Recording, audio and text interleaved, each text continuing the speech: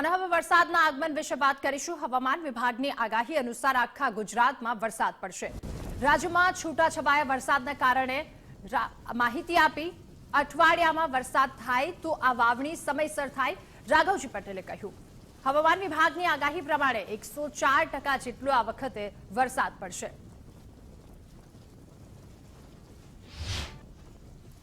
હવામાન ખાતું જે આગાહી કરે છે એ મુજબ લગભગ આ અઠવાડિયામાં સમગ્ર ગુજરાતમાં વરસાદ થઈ જશે અને અત્યારે જો અઠવાડિયામાં વરસાદ થાય તો આ વાવણી સમયસરની કહેવાય।